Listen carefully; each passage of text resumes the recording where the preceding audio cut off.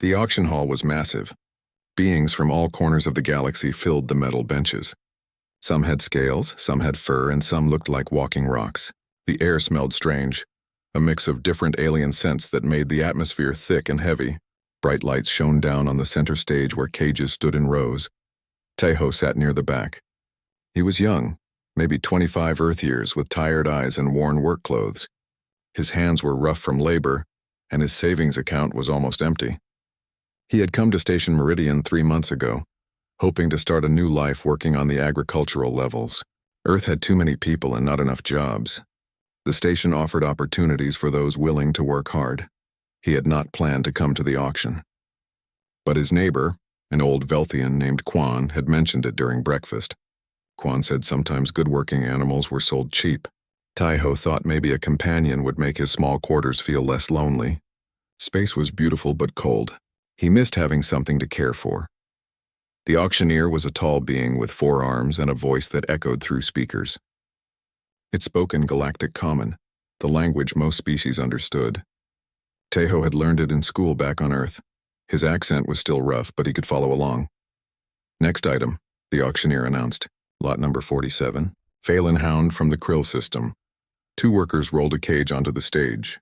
It was made of thick metal bars, the kind used for dangerous animals. Inside, something moved in the shadows. Tejo leaned forward to see better. The creature was unlike anything he had seen before. It had 6 legs, each ending in paws with what looked like small claws. Its body was covered in fur that seemed to glow with a faint light.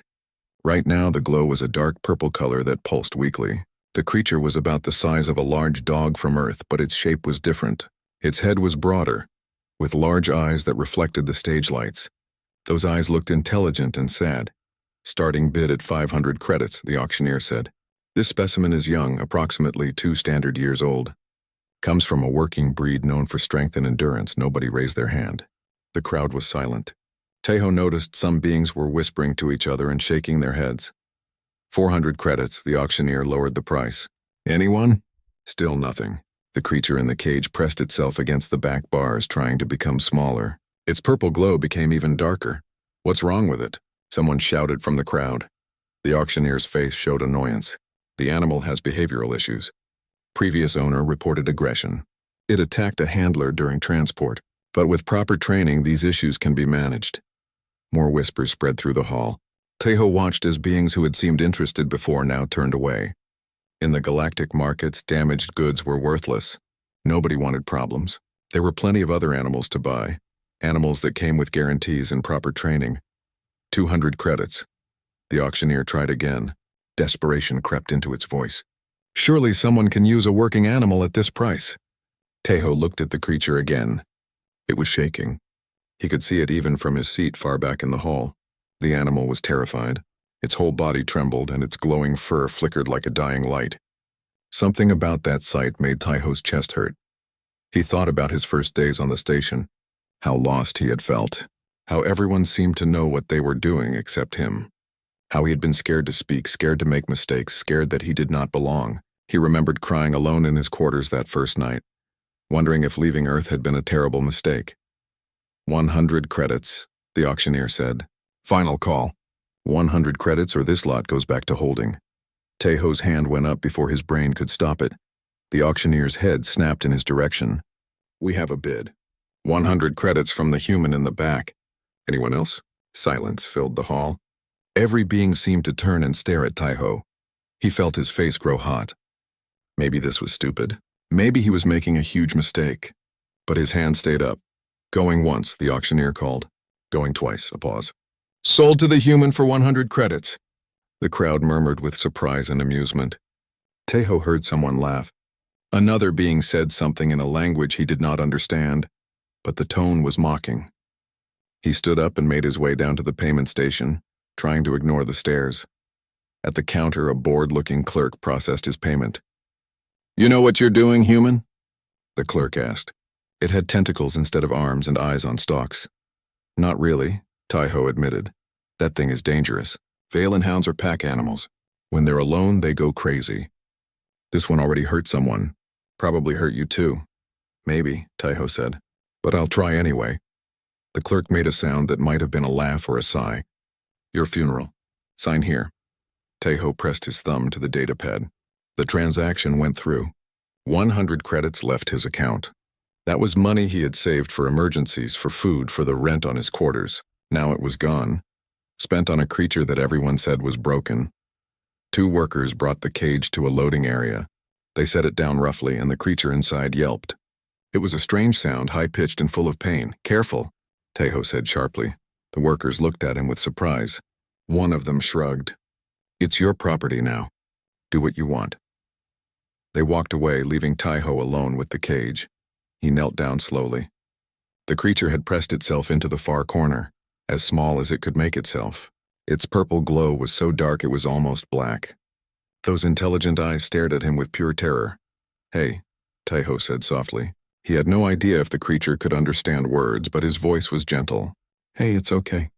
I'm not going to hurt you. The creature did not move. It just stared.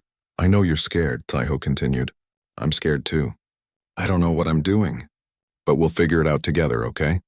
Still no response. But maybe the trembling got a little less, or maybe Taeho just wanted to believe that. He stood up and grabbed the handle on top of the cage. It was heavier than he expected. The creature inside was solid muscle despite its fear. Taeho grunted as he lifted it. Come on, he said. Let's go home. The walk back to his quarters took 20 minutes. He had to take breaks because the cage was so heavy. His arms burned with effort. People stared as he passed. A group of Velthian workers pointed and whispered. A family of Torvin moved their children away from him, as if danger followed in his wake. By the time he reached his door, Taeho was sweating and exhausted. He set the cage down in his main room. His quarters were small, just a bedroom, a bathroom, and this living space. But there was a window that showed the stars, and he had tried to make it comfortable with a few plants and some furniture from Earth. The creature was still pressed against the back of the cage. It had not moved the entire journey. Taeho sat down on his floor a few feet away from the bars. I'm going to leave you alone for now, he said. There's no rush. When you're ready, we'll talk. Or not talk. Whatever you need, he meant it. He did not know what he was doing, but he knew one thing. This creature had been hurt. It had been taken from its home, sold and resold, treated like an object instead of a living being. The least Taeho could do was give it space and time. As he stood to get ready for bed, he thought he saw the purple glow shift slightly. Just a hint of something lighter, like dark blue mixed in with the purple. It was probably nothing. But Taeho chose to hope. Tomorrow would be a new day. For both of them. The first morning was difficult. Taeho woke up early as he always did for his work shift. He had almost forgotten about the cage in his living room until he heard a small sound. A whimper, quiet and sad. He got up and walked slowly into the main room. The creature was still in the corner of the cage, exactly where it had been last night. It looked at him with those large, frightened eyes. The purple glow of its fur was still dark, but at least the trembling had stopped. Good morning, Taeho said quietly. Are you hungry? No response. The creature just watched him. Taeho had no idea what it ate. He went to his small kitchen area and looked through his food supplies. He had protein bars from Earth, some dried fruit, and a few packages of instant meals. Nothing seemed right for an alien animal. He decided to try something simple. He took one of his protein bars, broke off a small piece, and placed it near the cage door. Then he backed away to the other side of the room. I'll leave that there, he said. If you want it, it's yours. If not, that's okay too. The creature did not move. Taeho got ready for work, trying not to make sudden movements. He changed into his work uniform, grabbed his tool belt, and headed for the door. I have to go to work, he told the creature. I'll be back in about 8 hours. Try to relax, okay? At work, Taeho could not focus. He was assigned to the hydroponic gardens on level 7, where the station grew vegetables and fruits for the residents. Usually he enjoyed the work.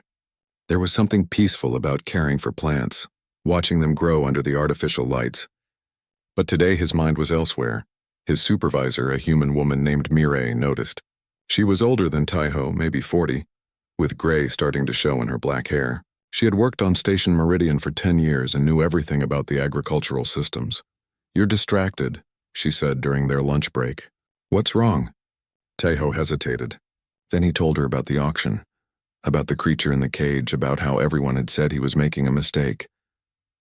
Mireille listened carefully. When he finished, she was quiet for a moment.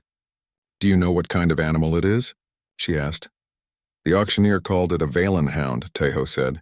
From the krill system. Mireille pulled out her datapad and searched. After a minute, she turned the screen toward him. There was information about Valen hounds with pictures that looked similar to the creature in his quarters. Says here, they're pack animals, Mireille read. Highly intelligent. Used on their homeworld for herding and protection. They bond deeply with their pack members, she scrolled down. It also says they don't do well in isolation. They become depressed and sometimes aggressive when kept alone. So everyone was right, Tejo said, his heart sinking. I can't give it a pack. It's just me. Maybe you can be its pack, Mireille suggested. Dogs from Earth are pack animals too, remember? They adapted to see humans as their pack. Maybe this creature can do the same. Tejo wanted to believe that, but it's so scared. It won't even look at the food I left. Give it time, Mireille said. Trust isn't built in a day.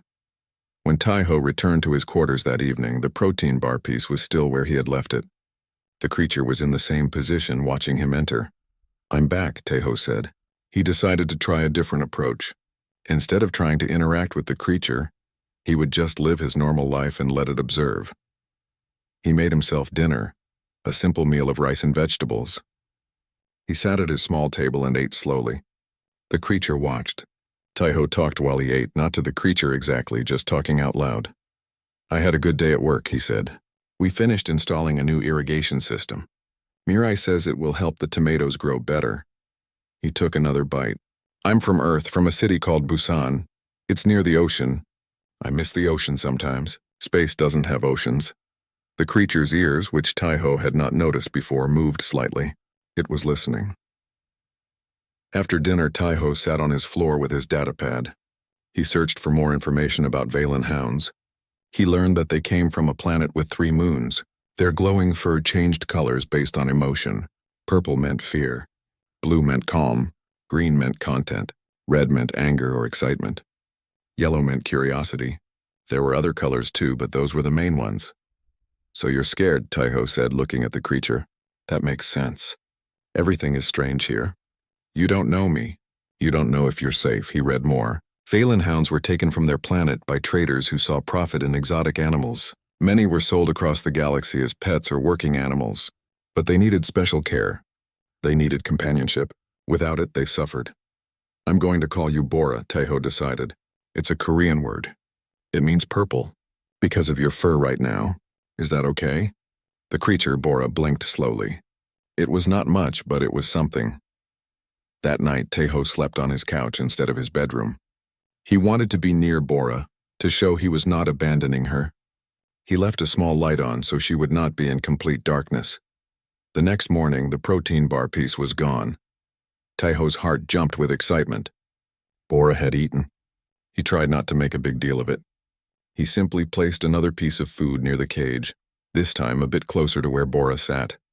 This pattern continued for days. Each morning, Tejo would leave food.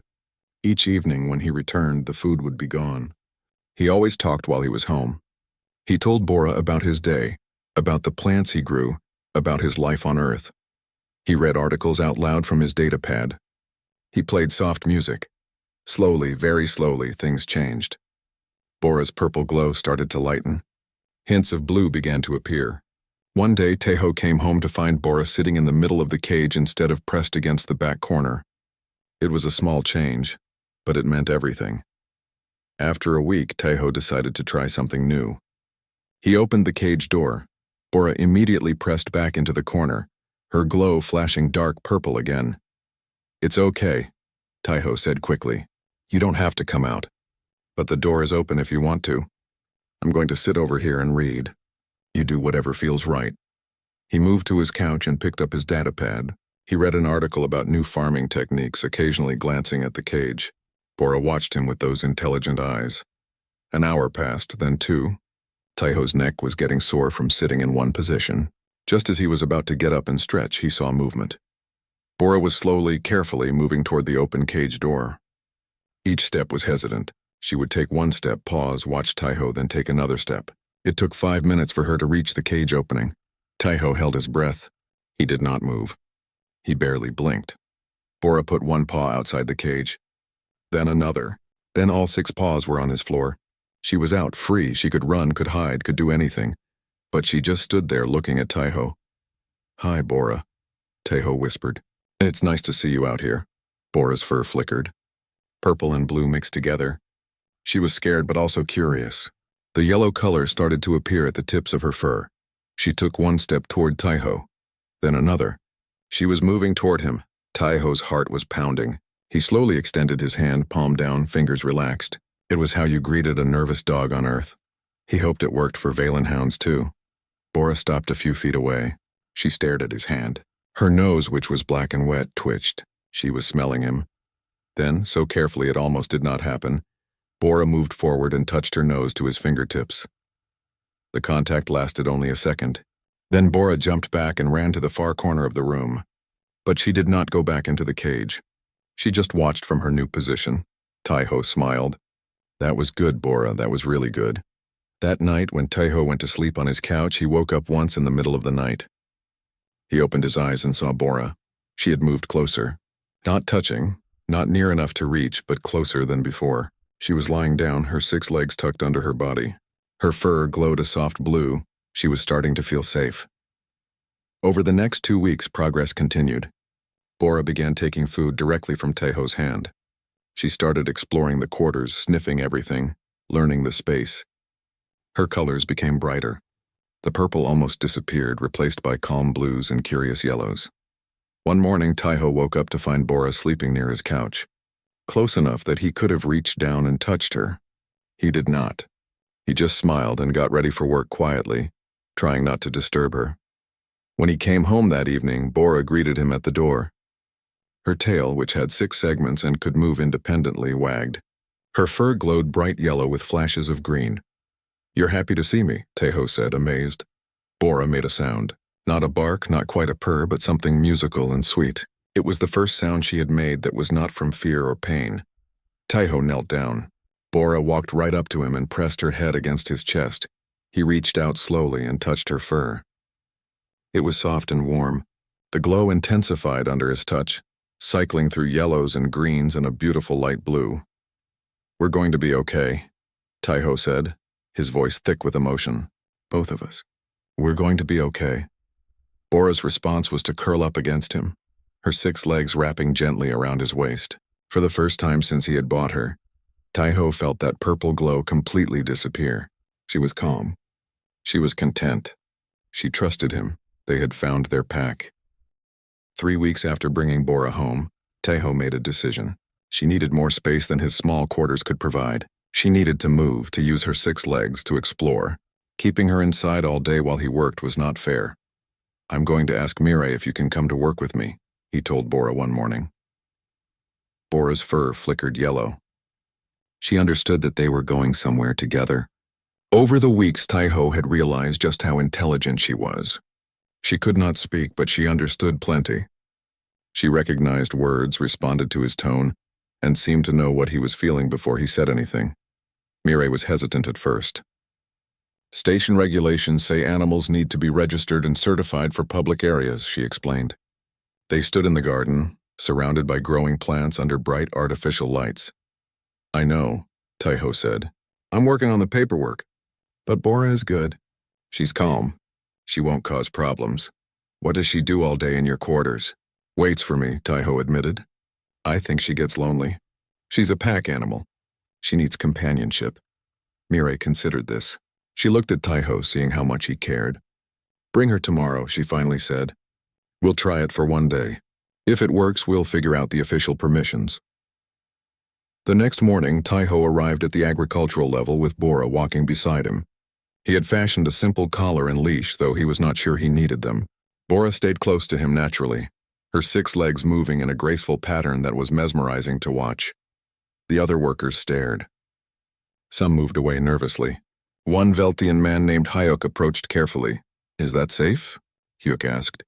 He was tall and thin, with blue-gray skin and large eyes. He had always been kind to Taiho. "She's safe," Taiho promised.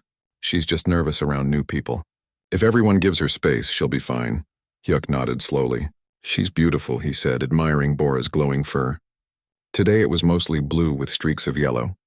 "I've never seen anything like her." "Me neither," Taiho agreed. At first, Bora stayed right next to Taiho as he worked. He was checking the irrigation lines, making sure water flowed properly to all the plant beds. It was routine work that he could do while keeping an eye on Bora. But then something interesting happened. They were near the tomato section when Bora suddenly stopped walking. Her ears perked up. Her nose twitched. She moved away from Taiho toward a section of floor near the plant beds. "Bora," Taiho called. She ignored him, which was unusual. She pressed her nose against the floor, sniffing intensely. Then she began to paw at a spot, her claws making small scratching sounds against the metal. "What is it, girl?" Bora looked at him and made that musical sound she made when she wanted his attention. Then she pawed at the floor again. Taiho knelt down. At first he saw nothing wrong. Then he noticed it. The floor around the irrigation line was slightly damp. Not much, just a little moisture that could easily be missed. "There's a leak," he said, surprised. He pressed his hand to the floor. Sure enough, water was seeping from somewhere beneath. "Good girl, Bora, how did you know?" Bora's fur glowed bright yellow. She was pleased with herself. Taiho called Mirai over. Together they opened the floor panel and found a small crack in one of the water pipes. It was new, probably from pressure changes. If left alone, it would have grown into a major leak that could damage the plant beds and waste precious water. "Your animal found this?" Mirai asked, impressed. "I think she can sense water through her paws," Taiho said. "Or maybe she smells it. I don't know." But she knew something was wrong. Word spread quickly through the agricultural level. The human strange alien animal had found a leak that the sensors had missed. Workers who had been nervous about Bora began to see her differently. Over the next few days, Bora proved her worth again and again. She found 2 more small leaks. She alerted Taiho when a temperature control unit was starting to malfunction. Something about the smell or sound warning her before the alarms went off. She even seemed to know which plants needed extra attention, sitting near ones that were struggling to grow. But the most surprising discovery came when a maintenance drone malfunctioned. The small flying machine was supposed to return to its charging station, but instead kept bumping into walls, its navigation system broken. Workers were trying to catch it with nets. Bora watched for a moment. Then, without warning, she sprang into action. Her 6 legs gave her incredible agility. She leaped onto a work table, then to a support beam, climbing the vertical garden structure like it was nothing. She positioned herself above the confused drone, waited for the right moment, then dropped down and gently caught it between her front paws. She carried the drone back down and placed it at Taiho's feet, looking up at him with expectant eyes. Her fur glowed bright yellow and red, the red showing her excitement from the chase. "Good girl," Taiho laughed. "That was amazing." The workers who had seen it started clapping. Fuke came over and carefully offered Bora a treat, a piece of dried fruit. After a moment's hesitation, Bora took it gently from his hand. Her fur flickered green, showing contentment. "She's not just an animal," Hyuk said to Taiho. "She's special." More incidents followed. Bora seemed to have an instinct for organization. If tools were left scattered, she would gather them and place them in neat piles. If a worker left their data pad somewhere, Bora would pick it up carefully in her mouth and return it to them. She started herding the maintenance drones back to their stations when their work was done, as if they were sheep and she was a sheepdog. One day, a group of children came to tour the agricultural level. They were students from the station school, learning about where their food came from. Most of the children were from different alien species, but there were a few human kids too. The children were excited and loud. Some of the workers worried that Bora might get scared or aggressive. Instead, something wonderful happened. Bora approached the children slowly, her fur glowing a calm blue. The teacher, a Torvan woman named Sumi, held up her hand to stop the children from rushing forward. "Let the animal approach you," Sumi instructed. "Don't make sudden moves." One small human girl, maybe 6 years old, stood very still. Bora walked right up to her and gently pressed her nose against the girl's hand. The girl giggled with delight. "She's warm," the girl said. "And she glows." Other children carefully reached out to pet Bora. She allowed it, her fur cycling through happy yellows and greens. She seemed to enjoy the attention, moving from child to child, letting each one touch her soft, glowing fur. "Can I take a picture with her?" one boy asked. Taiho nodded. Soon all the children wanted pictures with Bora. She sat patiently, her fur glowing bright and beautiful as the children posed beside her. After the tour, Sumi approached Taiho. "That was remarkable," she said. "Your animal is very gentle, very patient. She's been through a lot," Taiho said. "But she's learning that not everyone wants to hurt her." News of Bora spread beyond the agricultural level. Scientists from the station's research division asked to study her. They came with scanners and equipment wanting to understand her biology. Taiho was protective. "She's not an experiment," he said firmly. "We're not trying to hurt her," one scientist, a human man named Junho, explained. "We're just curious. Valen hounds are rare on this station. We've never had the chance to study one up close." After thinking about it, Taiho agreed, but only if he could stay with Bora the entire time. Junho and his team ran their scans, always gentle, always careful. What they discovered was fascinating. Bora's bioluminescence was connected to her emotional state, but it was more than that. Her fur contained cells that could detect subtle changes in electromagnetic fields. This is how she sensed equipment malfunctions before they became serious problems. She could literally feel when machines were not working correctly. Her paws were equally remarkable. They had special pads that could detect vibrations and moisture with incredible precision. This is how she found the water leaks. She could feel the water moving through pipes beneath the floor. "She's evolved to be a perfect companion animal," Junho explained to Taiho. On her homeworld, she would help her pack by detecting dangers and finding resources. She's applying those same instincts here. But there was something else the scientists discovered. Bora's brain showed unusual activity patterns when she was near Taiho. She was bonded to him, deeply and completely. Her brain chemistry changed when he was present, flooding with hormones similar to what humans called oxytocin, the bonding hormone. "She loves you," Junho said simply. "In the truest sense, you're her pack now, her family."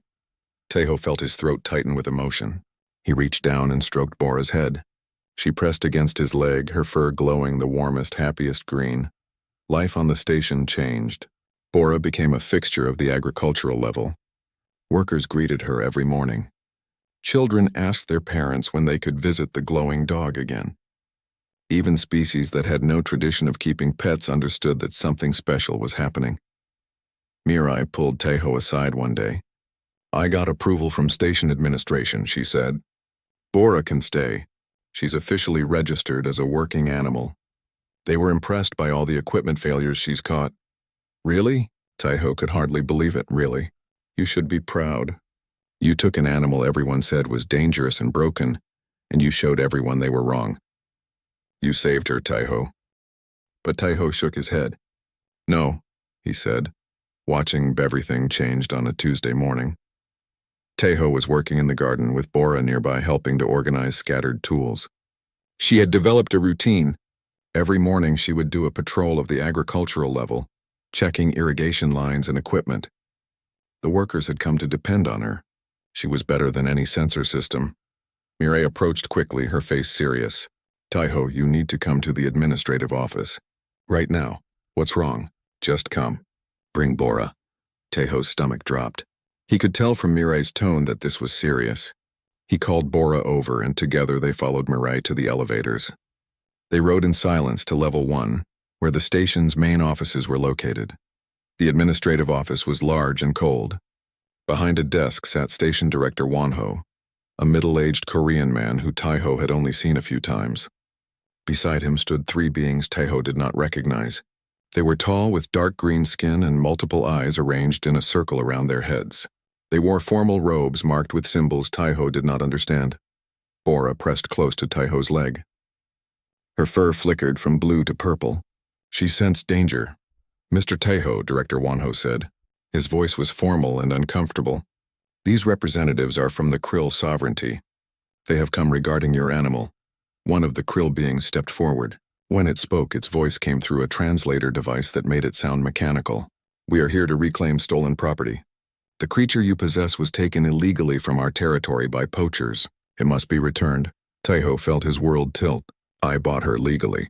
At the station auction. I have the paperwork." "Your paperwork is irrelevant," the Krill said. "The original acquisition was illegal. We have filed a formal complaint with the Galactic Trade Commission. All Valen hounds taken from our system in the past 5 years are to be returned." "But she's not property," Taiho said, his voice rising. "She's a living being. She's happy here. She's safe. The krill's multiple eyes all focused on him. On our world, Valen hounds are working animals. They are bred and raised for specific purposes. Your emotional attachment is not relevant to legal ownership. Director Wanho looked pained. I'm sorry, Taiho. The krill sovereignty has threatened to cut trade agreements with this station if we don't comply. We can't afford that. The station depends on trade routes through krill space. So you're just going to take her? Taiho's hands were shaking. Bora leaned harder against him, whimpering. She was abused. Whoever owned her before hurt her. She was terrified when I found her. Previous mistreatment does not negate ownership rights, the krill said coldly. You have 48 hours to surrender the animal. After that, station security will remove it by force. No. The word came out before Taiho could think. No, I won't, Director Wanho stood up. Taiho, please don't make this harder. I understand you care about the animal, but this is bigger than one person's feelings. The entire station's economy is at stake. Then the economy can burn, Taiho said. He was surprised by his own words, by the anger in his voice. Bora is not an it. She's not property. She chooses to be with me. She's my family. You have 48 hours, the krill repeated. Then the three beings turned and left the office. Taiho stood there, breathing hard. Director Wanho sat back down and rubbed his face with his hands.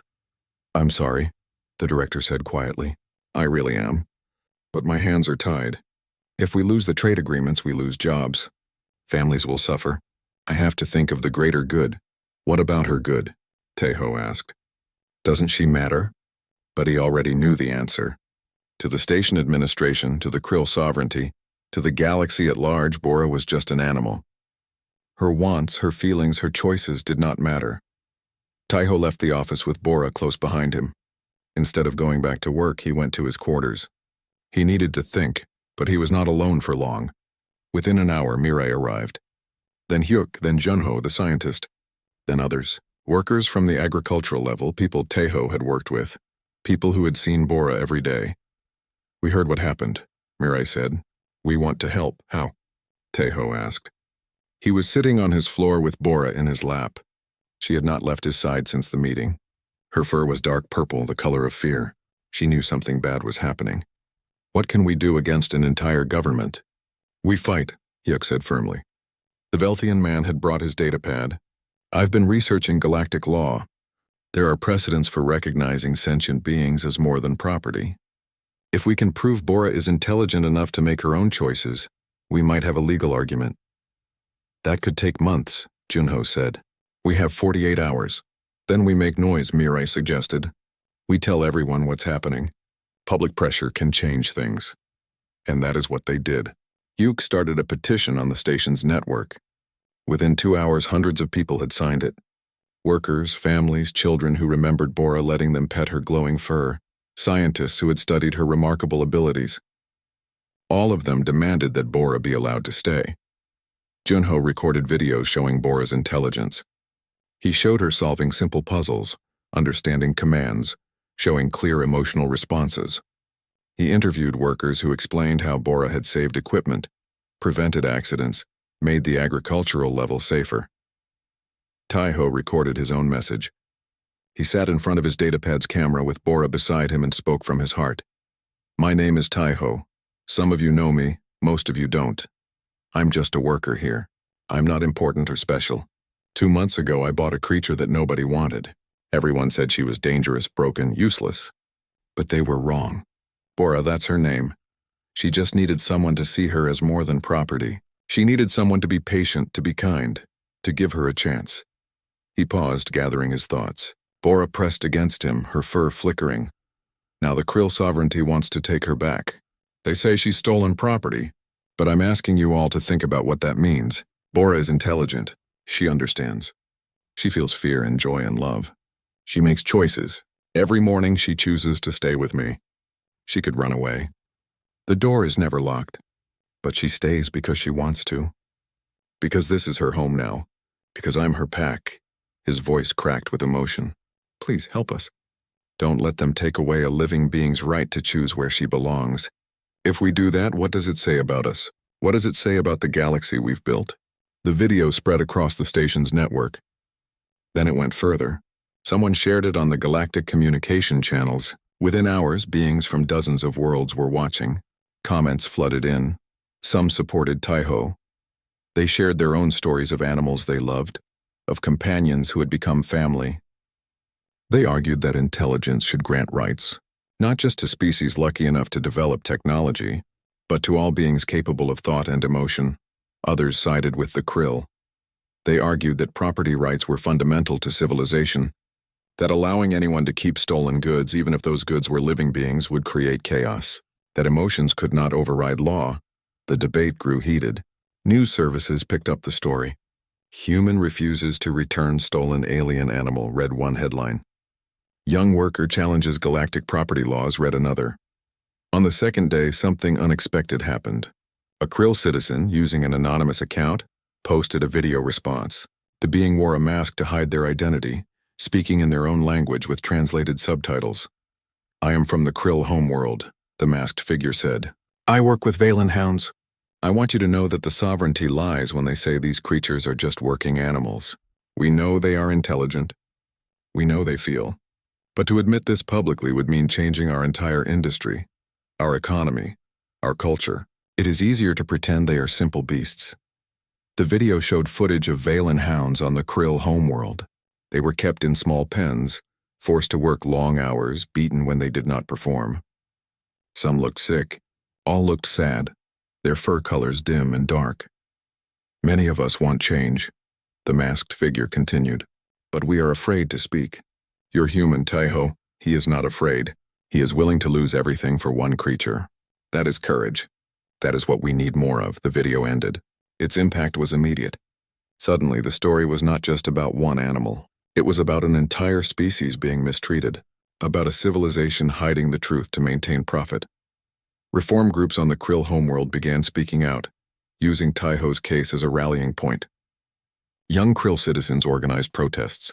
They demanded their government recognize Valen hounds as sentient beings deserving of rights and protection. But the Krill sovereignty did not back down. If anything, they became more aggressive. They issued an official statement saying that foreign interference in their internal affairs was unacceptable.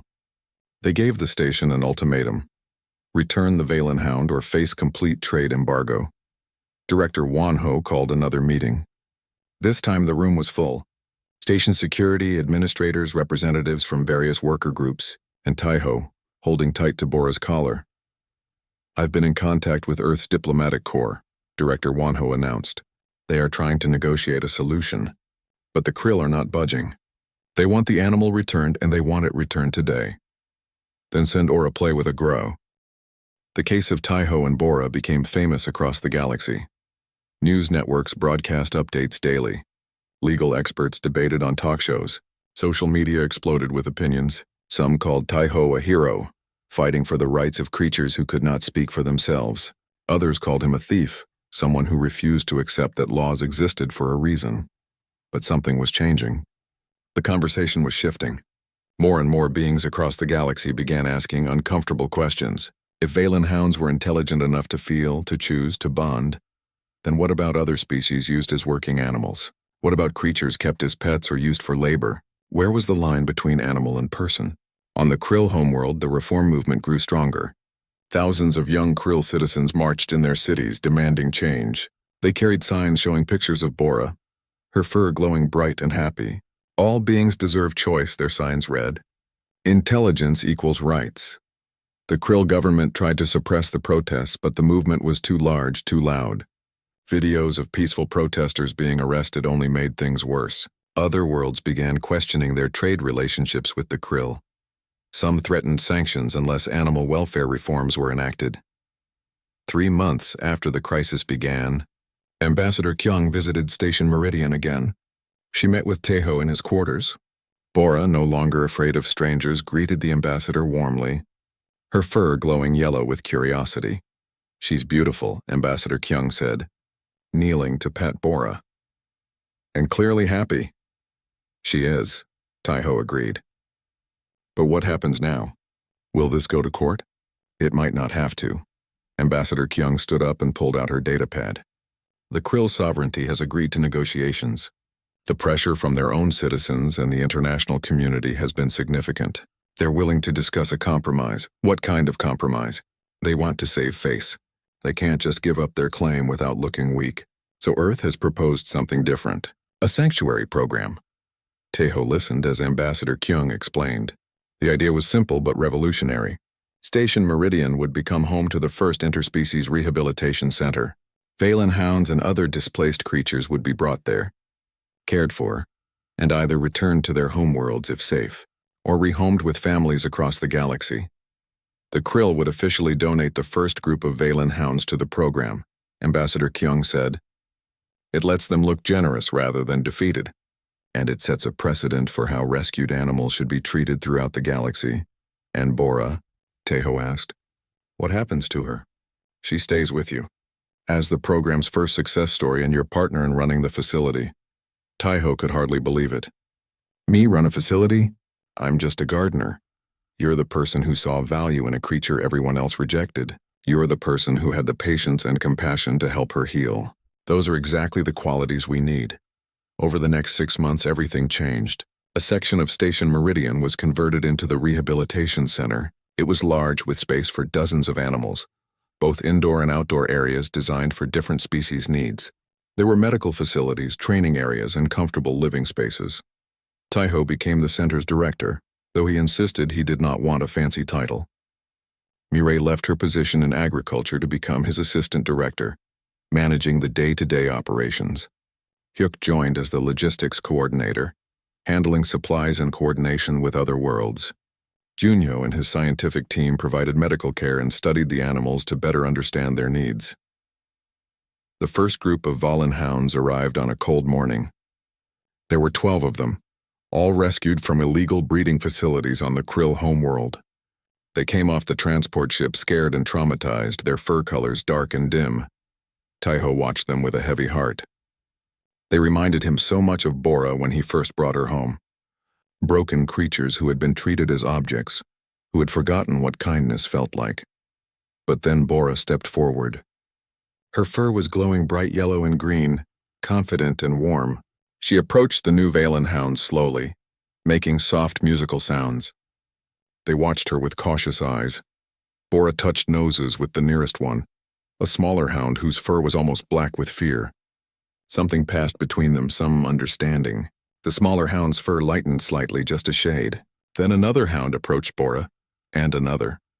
She's showing them it's safe, Junho observed, watching through the observation window. She's telling them they're home. Over the following weeks, the rehabilitation center found its rhythm. Each Valen hound received individual care. Some needed medical treatment for injuries or malnutrition. Others needed behavioral therapy, learning to trust again after years of abuse. All of them needed time and patience. Taeho worked closely with each one, but Bora was the real key to their recovery. She moved among them like a mother or pack leader, offering comfort and guidance.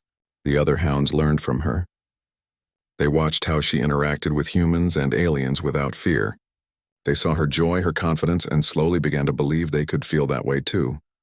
The center's reputation grew. News of successful rehabilitation spread across the galaxy. Beings from hundreds of worlds contacted the center, offering help. Some donated money or supplies. Others volunteered their time. A few had animals of their own who needed help. 6 months after opening, the center received its first non-Valen resident, a creature from the Tarkon system. Something like a 6-winged bird, but with scales instead of feathers. It had been kept in a tiny cage for years as a pet. Its wings were damaged from lack of use, its spirit broken. Taeho named it Hanul, a Korean word meaning sky. It seemed appropriate for a creature that should fly but had forgotten how.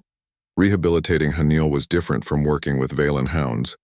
It required new techniques, new understanding, but the core principle remained the same: patience, compassion, and respect for the creature's own pace of healing.